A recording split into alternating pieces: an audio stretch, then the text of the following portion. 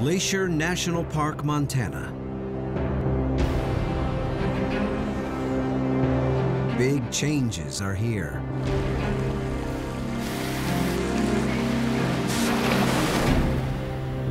Wow, this is crazy. Some marvels fight to endure.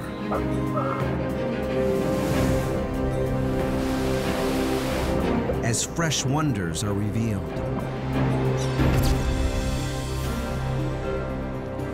What new wilderness will emerge? That's a massive feature up there.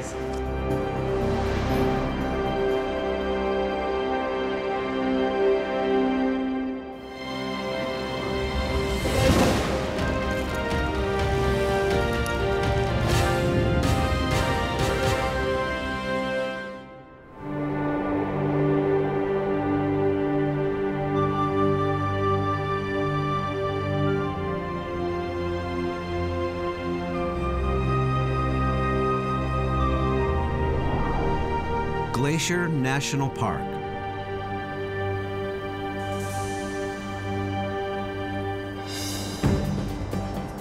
Six dramatic peaks over 10,000 feet, all carved by glaciers. Lakes that hold icebergs year-round.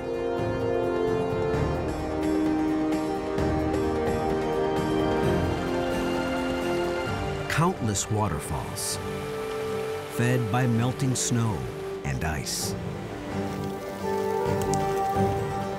To see it, act fast. The Earth is warming at an alarming pace. The great ice masses that shape and support this ecosystem will soon be gone. Many things will never be the same. Plants, fish, mammals. Two big questions.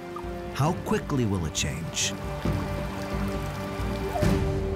And what defiant new wilderness will remain?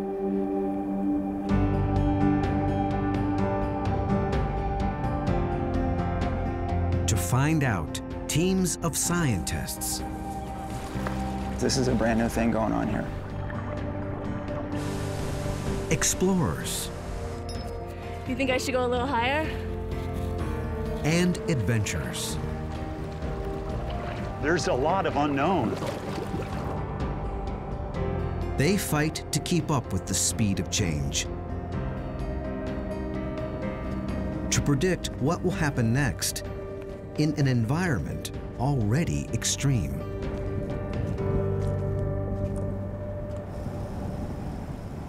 We've had one record of 166 miles an hour before the instrumentation blew away. We recorded 100-mile-an-hour winds for 13 hours straight.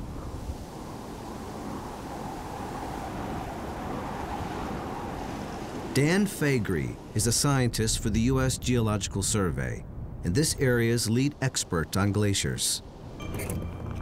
The right man to lead a key investigation.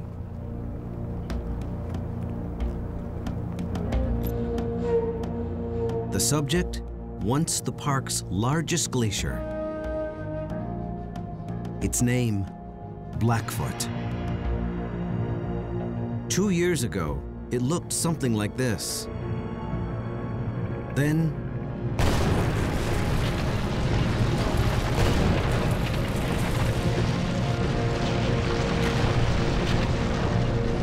thousands of tons of ice collapsed at once. Some 25 acres gone.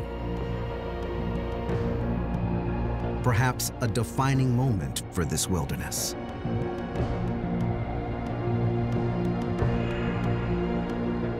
Only Dan can say for sure. He's been desperate for an up-close look at the collapse. Let me get that one out. We need to get in and see what's happening in this glacier. It's just now coming out from under the snow. We want to do some mapping and look at this because it's a pretty dramatic feature. Yep. Okay, you all set? Yep.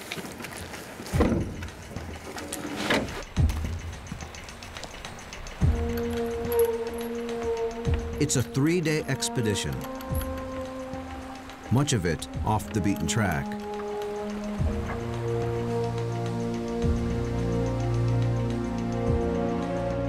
What they find will help Dan estimate how long before all the park's glaciers are gone for good. The rate at which we've seen glaciers melting here is already quite dramatic, but when they're occurring in these large events like this, it means that the pace is quickened. The success of this mission is still uncertain. Weather has stopped them before. Rain, lightning, fog, snow. All a gamble. Most of the year, Glacier looks like this.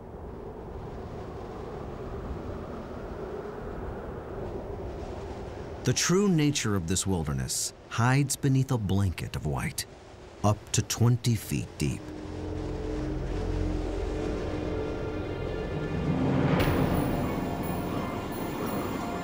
Then everything changes.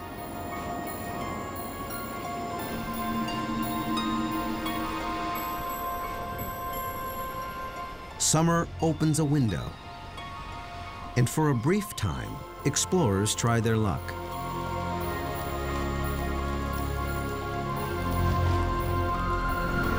For tourists, the Going to the Sun Road opens clear through. The only road that cuts through the heart of this million-acre wilderness.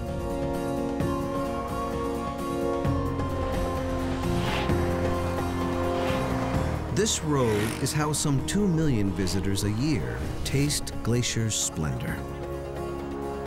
As they travel 50 miles from one side of the park to the other. But beyond the blacktop, safe passage in this region is less certain.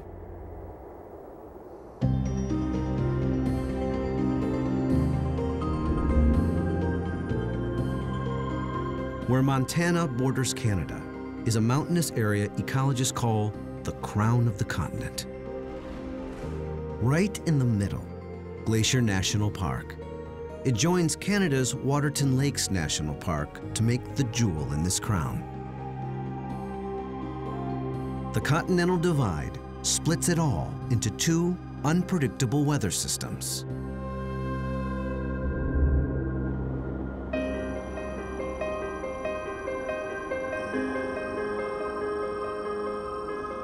The mountainous western half is wetter, getting its weather from the Pacific Ocean.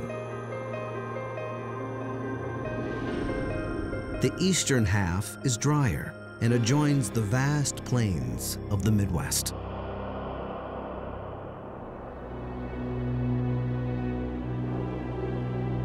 "18 of the park's 26 remaining glaciers cluster along this divide.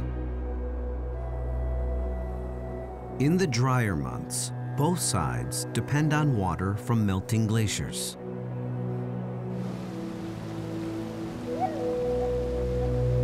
But for how much longer?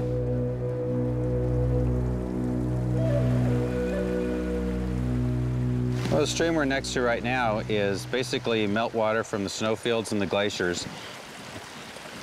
A lot of these systems that depend on this water are going to dry up and you'll have big changes in vegetation.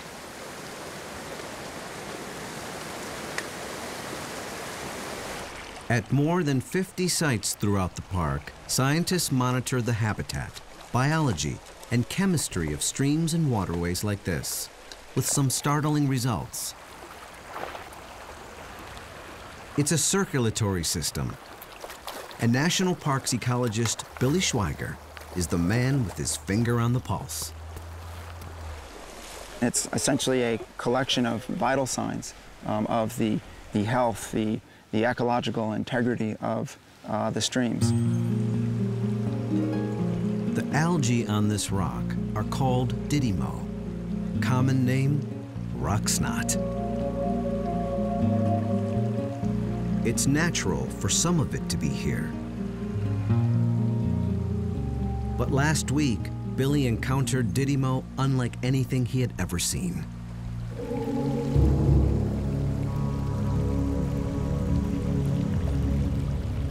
Look at this.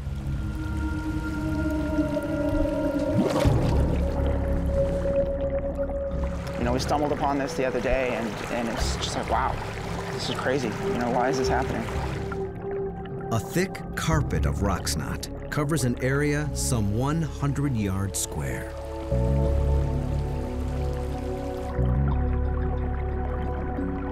Possibly the park's largest bloom ever.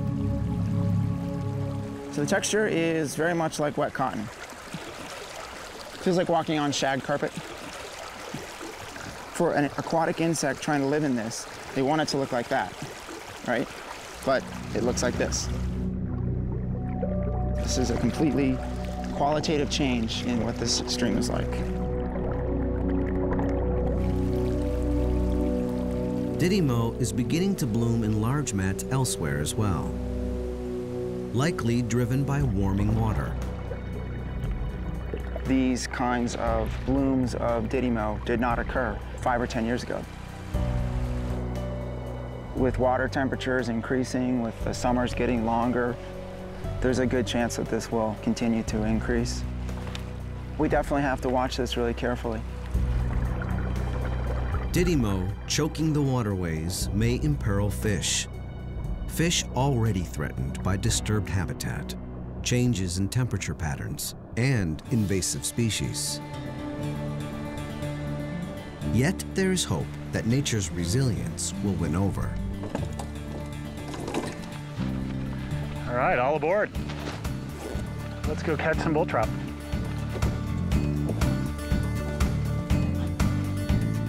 Clint Molefield is on a 3-day expedition to the park's remote north. What he finds may give new hope to populations threatened by climate change. Well, what's so exciting is that this population might have a better chance of persisting over time in the face of a warming climate.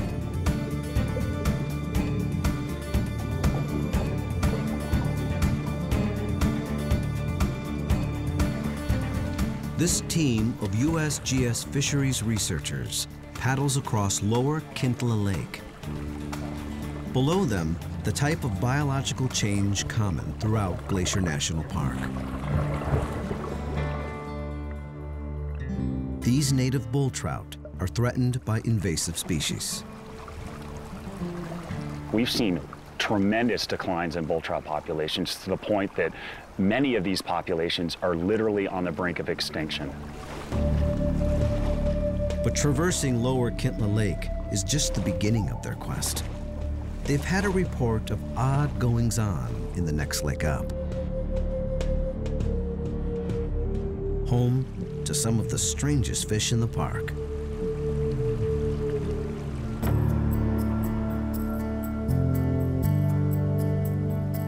Clint and his USGS crew hike upstream, deeper into the backcountry, to upper Kintla Lake.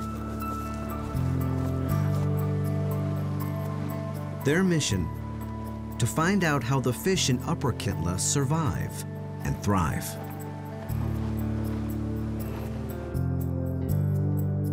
Upper and lower are 2 lakes separated by large waterfalls.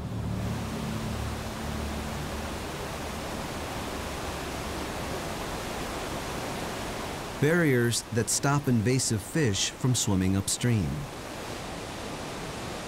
The upper Kintla population has not been perturbed at all. It's remained like it is today over 10 to 14,000 years.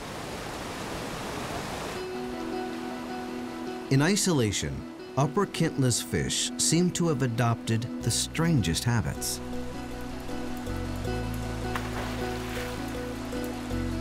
For one, they are cannibals.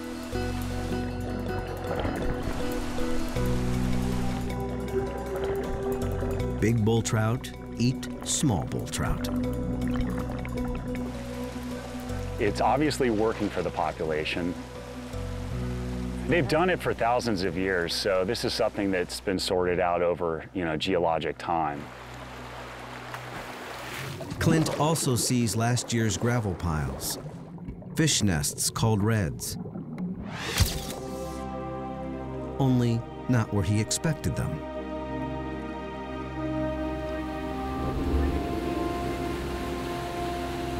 Fish usually go upstream to spawn, but not the bull trout in this lake.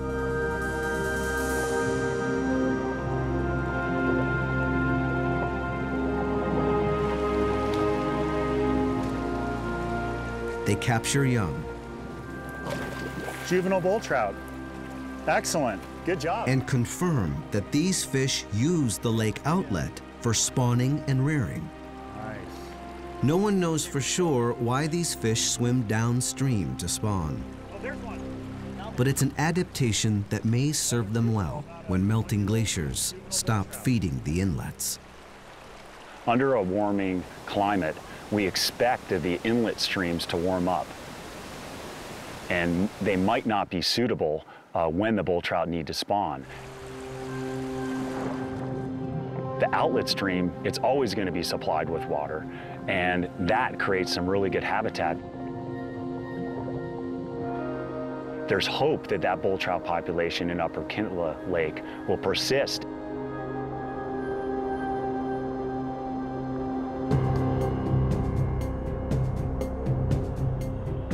As the glaciers disappear and temperatures rise, many waterways in the park will get warmer. Most fish will feel it. And at least one human.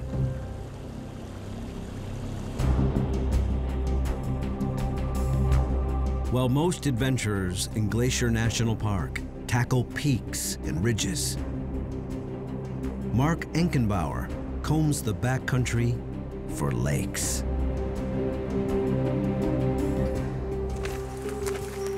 I've stared at the map and I've just learned this 1,000,000 acres so much that I've kind of started looking at it more in terms of a series of drainages. You know, a lot of people think of it as a park of peaks. I see it as a park of lakes. Mark is 6 years into an 8-year quest to jump into all the named lakes in the Waterton Glacier Wilderness, some 168. Definitely not a bad view.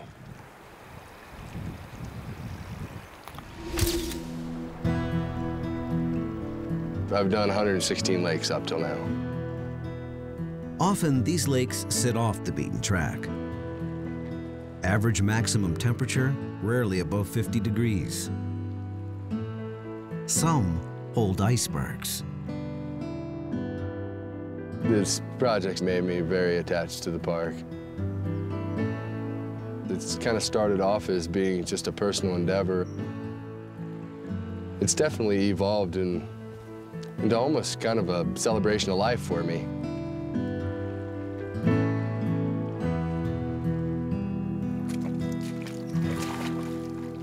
Now, a frigid moment of truth.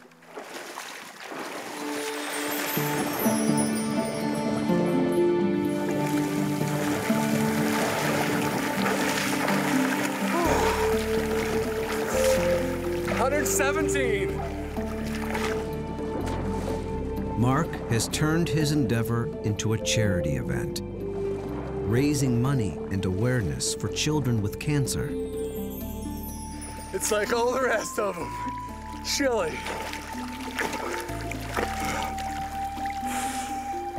But wonderful.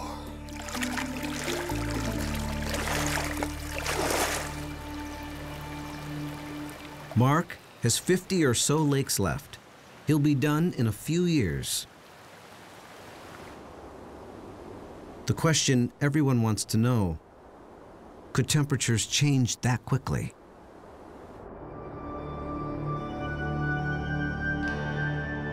How long before glaciers stop feeding these lakes? By recent estimates, the year 2030.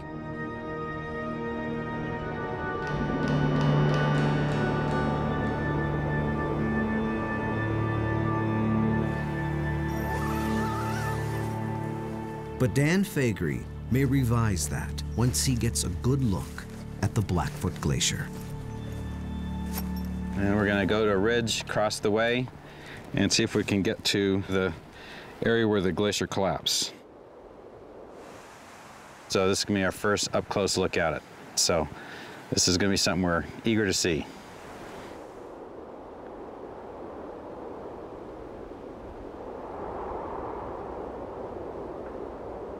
It's day 2 of Dan Faegre's expedition.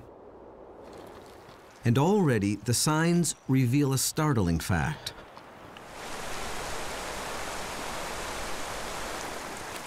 Glacier National Park and areas like it are warming much faster than the rest of the planet. One thing that's pretty typical of mountains like this is that they're warming at 2 to 3 times the global rate. So that has profound implications for the types of change that we're going to see in mountain ecosystems.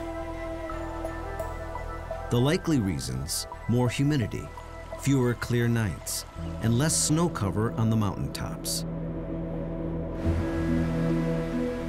To get more evidence, Dan also looks right beside the path. Important clues hide in the trees. Trees are a wonderful accomplice for us, so to speak, in deciphering the mystery of climate changes. Many of these trees are 400 years old. Some in the park are 900. A core sample from this tree can reveal a long history of fire, avalanche, insect outbreaks, drought, and wet periods.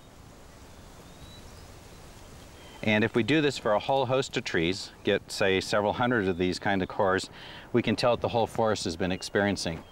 We can reconstruct drought periods from 400 years ago. So this is a window into the past. What's immediately obvious: the trees are on the move. For centuries, persistent snow has kept conifers back from the flower-filled meadows. With warmer weather and less persistent snow, the meadows are under siege. Well, what's going to happen is that these trees will continue to be successful in invading these open areas. So eventually you'll see a kind of a sloping invasion that eventually from both sides meets in the middle, and then you've cut off that meadow. So this is clearly a result of a changing climate. These things could not have done this for hundreds of years prior to this. Smaller meadows will mean less food. Many plants here are edible: berries and roots. Glacier lily, prime bear food. If this continues, you'll have some consequences for valued wildlife species like grizzly bears.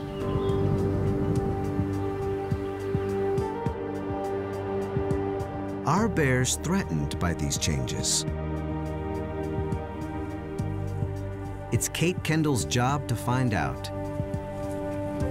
And she's found a revolutionary way of doing it. Let's look at the sample. I think it might be grizzly. Kate takes hair samples from trees that grizzlies and black bears like to rub on. This is really a great rub tree. It's had a lot of use from bears. It's got a lot of bite marks on it and claw marks. A few pieces of barbed wire ensure she gets all the DNA she needs. From just a few hairs that have roots on them, we can get information about the species, sex, and individual identity of the bears. No one knows why different bears like to rub against the same tree. But remote cameras may provide some clues.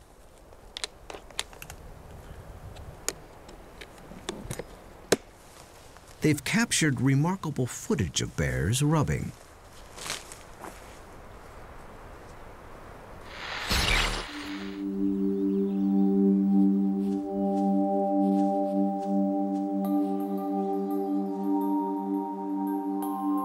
Footage beyond Kate's imagination.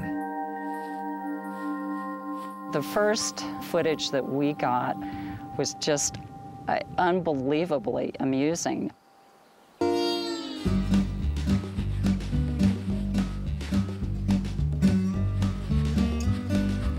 We just couldn't believe our lucky stars that we had captured this behavior on film.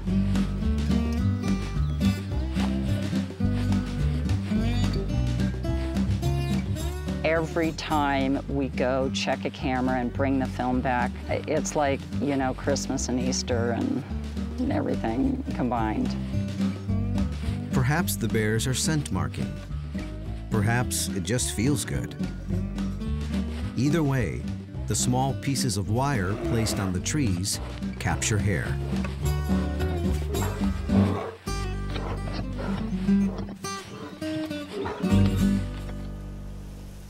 The DNA from that hair tells us how much bears rely on Glacier. The national park was only a small portion of the wilderness studied, but it holds nearly half of the grizzly bears.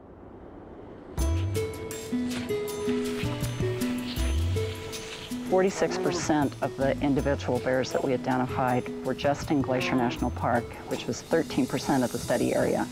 So a very dense population in Glacier. Around 240 grizzlies live in the park area. They depend on plants like those found in meadows for about 80% of their diet. If those meadows shrink, so may the park's bear population. But Kate remains optimistic. Because grizzly bears are omnivores, they're better able to adapt to climate change. I think their prospects are pretty good here. Not all of the park's mammals may be as lucky.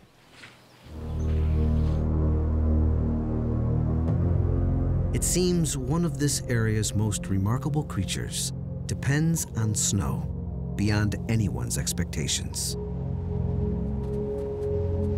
The wolverine. Wolverines resemble miniature bears. Technically, they are weasels, but with incredible strength.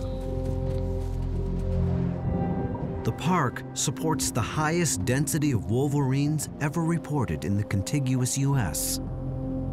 Only about 40 animals.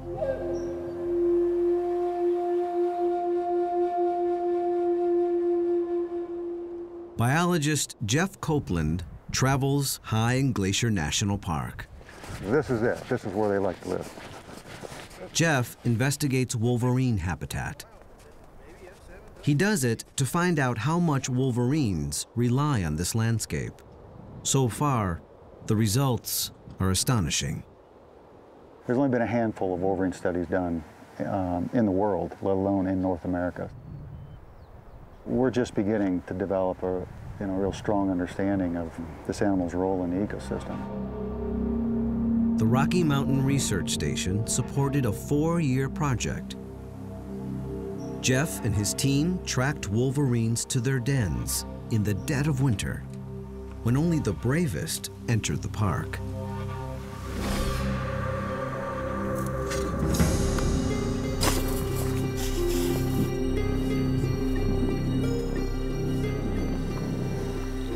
Here's little baby. They used GPS collars as well as surgically inserted radio transmitters.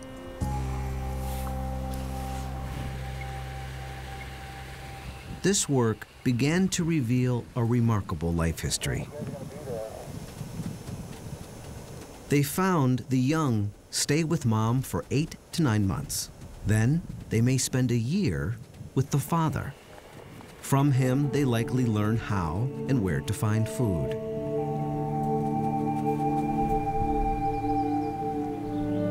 Adult wolverines can cover vast distances over the harshest of terrain, even in the dead of winter. But like any superhero animal, wolverines have a weakness. And it's a big one. A wolverine at 35 below zero can just pretty much kick back and relax. I mean, they can handle it. But what about the upper end? There's got to be some point where it's just too hot. Wolverines will only make dens in snow that lasts until the second week of May. Global warming is reducing the number of places for them to den. Usually, climate change is a very gradual, long-term thing, and animals can often adjust, unless there's some specific characteristic of the climate that they are directly tied to. And we think that may be the case with the wolverine in its dependence on snow. Unless Glacier's wolverines are able to adapt to a changing climate, populations here may disappear. Other animals face a similar predicament.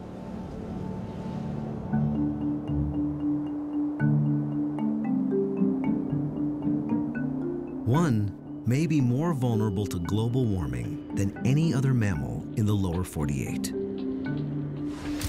It's called a pika, an elusive species with extraordinary qualities. Lucas Moyer-Horner searches for pikas in high-altitude rocky outcrops. He studies their behavior and tries to get a count.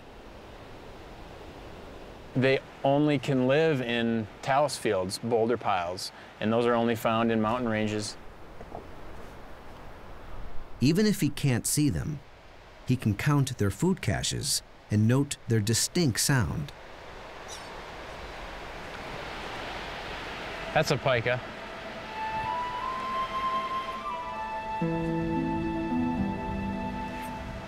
Okay, here's a pika hay pile.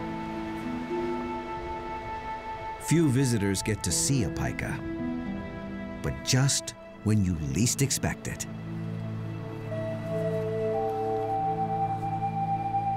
Here's a pika right now.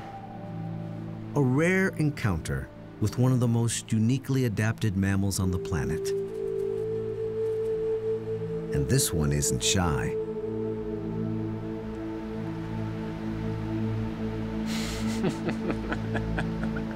I've never had him do that before. It most likely wants the salt from the sweat on Lucas's clothes.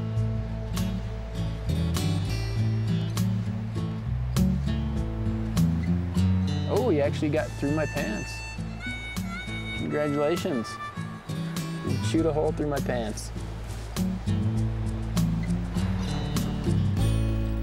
Pikas are used to getting nutrition from unusual places. They are so adapted to the cold, they don't hibernate, but stay under these rocks beneath up to 20 feet of snow for 8 to 9 months of the year. To survive, they'll even eat their own feces. There's some nutritional value to it, and they'll actually collect the feces of other species too and eat that. Like this is some marmot scat right here.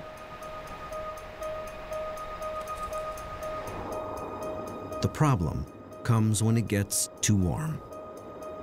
If they're outside an ambient temperature of about 80 degrees Fahrenheit, they'll die after about half an hour of exposure.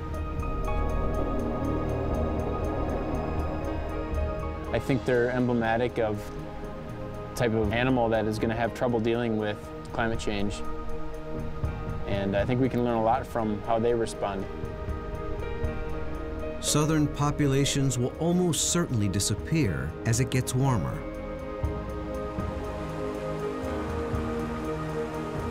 The only question, how long before that happens here? There are a lot of changes here. Glacier Park's going to look a lot different without snow and ice. Dan reaches a major milestone on his hike to Blackfoot Glacier. He gets his first good look since part of it collapsed 2 years ago. Even at a distance, he's shocked.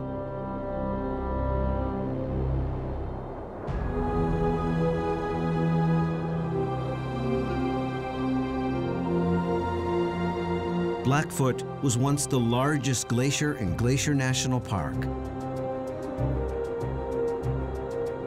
Now, from afar, Dan Faegre sees it breaking up. The whole glacier is really coming apart. And now it looks like there's 80, 100 feet of ice is melted. This is quite a bit different than when we last saw it. For a more detailed assessment of glacier melt, scientists dig into the archives. A good view of a glacier is precious to an expert like Dan. Yep, okay, we're getting closer. If he can get in the exact right spot. Okay, this is looking good. Sexton Glacier is one where the melting isn't so obvious. Dan aligns his camera to match a photo taken in 1930. Well, there we can see the glacier as it was. There was an open meadow. There's a guy on a horse there. There's a photographer there. Well, I think this is probably the exact perspective. Subtle differences tell him this glacier is thinning.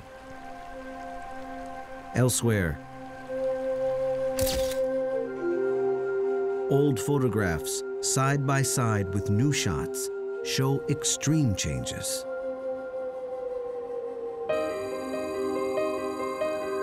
It's a park-wide meltdown.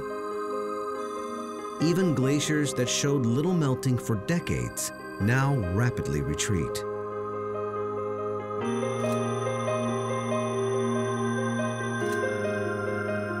And that's not the only change Dan sees. Notice the species of conifer.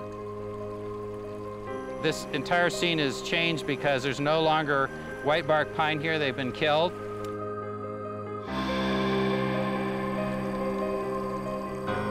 You're not only seeing changes in glaciers, but you're seeing changes in the trees in the same photograph.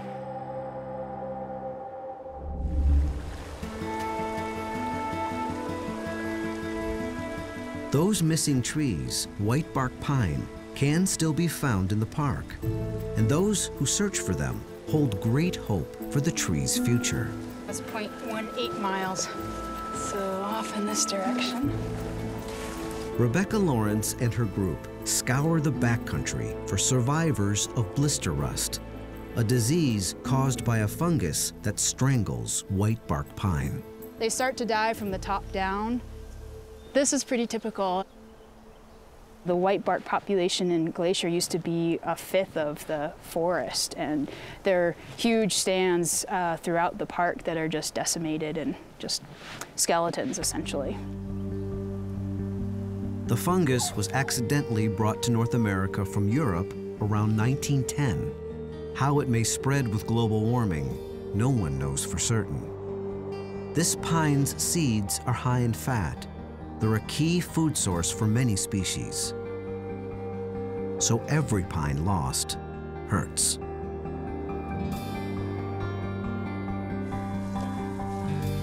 The good news? Every now and then, specialists find a whitebark pine that seems to be resistant. I'm so excited. Good. Tight on the rope. Climb away.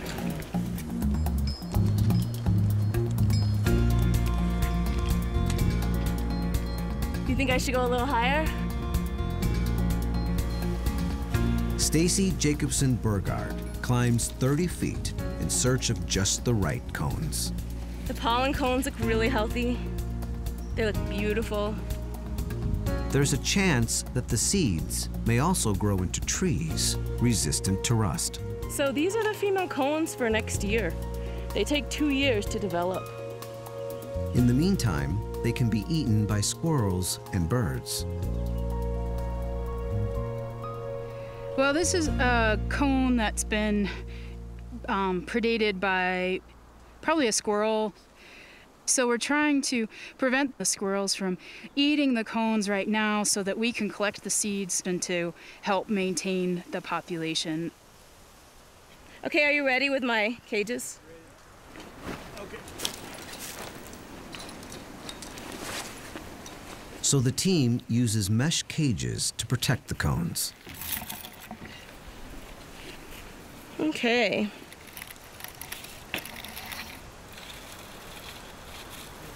I'm going to just check the bottom again. Make sure that I don't have any openings there for critters.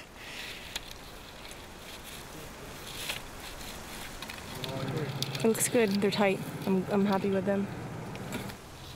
In a few months, the team will return to collect healthy seeds. They'll grow them in a Forest Service nursery and replant the young trees in the wild. Already, more than 6,000 have been planted. Our last white bark pine planting had 72% survival. It makes me feel like maybe we can help the species stay without slipping over the edge of extinction. Glacier Park managers fight to protect plants and animals threatened by warming.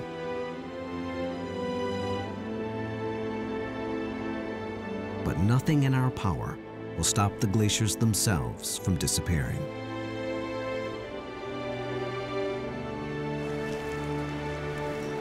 It does look steeper than we thought, doesn't it?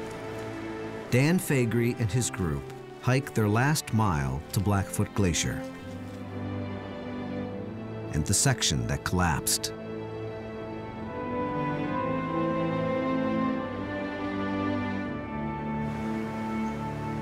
When we get across that one section, we don't know how big the streams are and how dangerous it'll be to cross.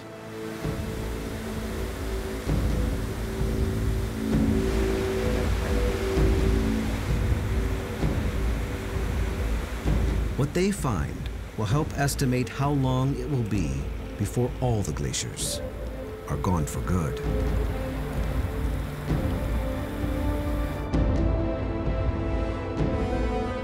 At last, over the last ridge to Blackfoot, Dan Faegre braces himself for the worst.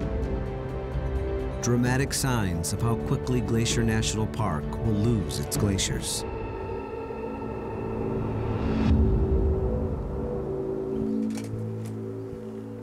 But what they find first is a paradise, revealed by the receding glacier.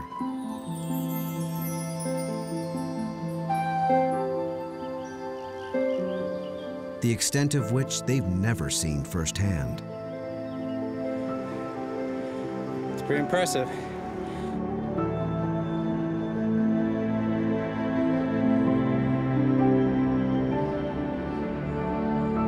Blackfoot Glacier has carved the rocks here into shelves and steeps.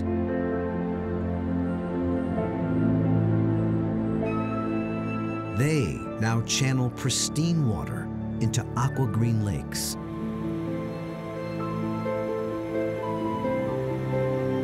And spectacular cascades. The glaciers are retreating and revealing all this sculpted landscape, and it's really kind of like a large playground. It's kind of an amphitheater of 1,000 waterfalls.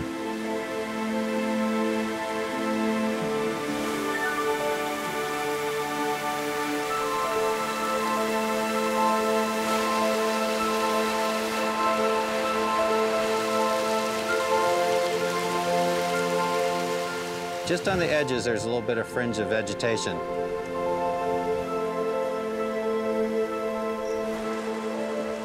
The ice used to reach more than 100 feet above Dan's head. Now, he walks on bare rock. As the glacier retreats, it leaves a signature. And you can see all the striations where rock that was embedded at the bottom of the glacier has scraped across this. That's a very telltale sign that this area has been heavily worked by an active glacier.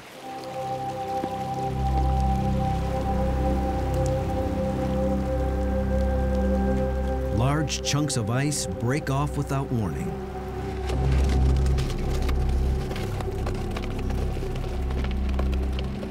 We would try to get up on high ground. We have to move very quickly.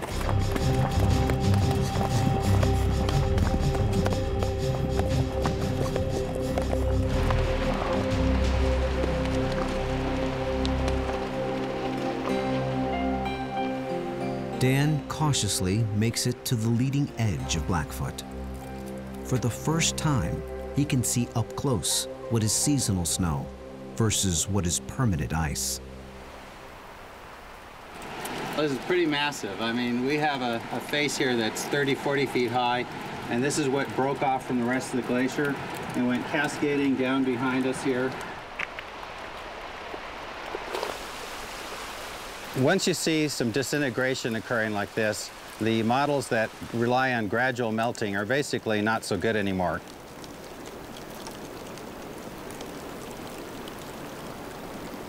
These glaciers are definitely melting 3 to 4 times faster than they used to. As the glacier thins and moves over some of the humpy topography, it just shatters, it just disintegrates. And so it's hard to believe that a glacier can go away this quickly, but when you have a situation like this, these glaciers could be gone in a decade or so. Everyone thought the glaciers would be here for at least 20 more years. Now, it seems, about 10. Blackfoot itself, once the park's largest glacier, now has areas so thin, they'll likely go even faster. The landscape it carved will remain, but without the ice melt in late summer, most of these waterfalls will cease to flow. This brand new valley of roaring cascades will become a mere whisper.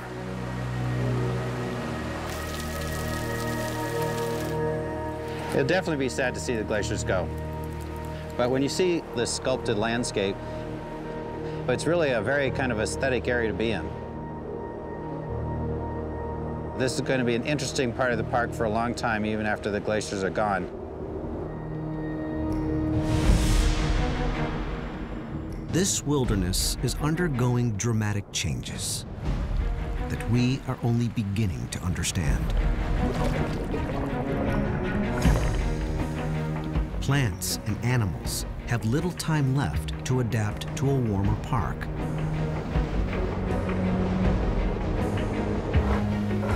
Bears will likely fare better than most.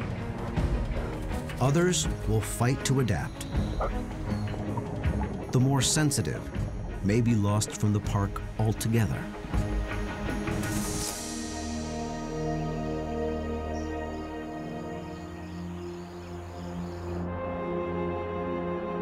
What will remain is a dramatic new landscape.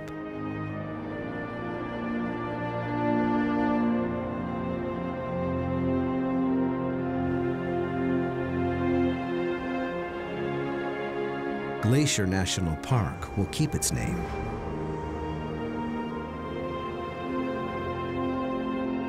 Even when the ice is gone, the impact of the glaciers will live on.